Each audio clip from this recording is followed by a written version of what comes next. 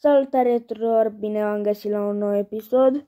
E bine, azi am revenit. Bine, n-am ce să arăt, dar arăt negru. Stai că poate, adică poate, nu mai stai că. O să aduc... Ok. Am revenit. Din păcate nu o să mai fac episoade cu Cars. Adică episoade cu Cars, da, dar din serial așa, bă, l-am făcut așa, de distracție. Deci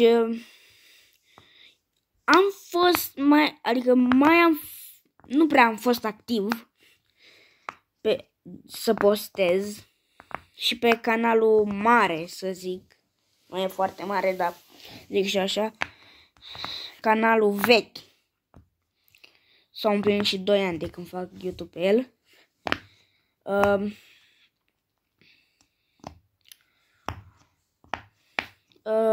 Deci, da, să vă abonați acolo, căutați Negrilă Cristiana și vă dă David 3 și acelea sunt eu. Am o poză cu Brawl Stars.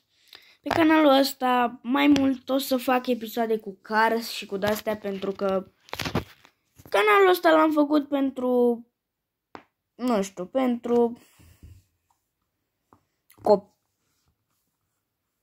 Bine, cam și pe acolo pe canalul ăla vechi, tot copii se uită, stai cam. Dar ăsta e mai mult pentru copii așa mai mici, gen fac cu Cars. Deci a fost un videoclip scurt. Ăsta a fost episodul. Dacă v-a plăcut, nu uitați să apăsați butonul de like și noi ne vedem data viitoare. Pa!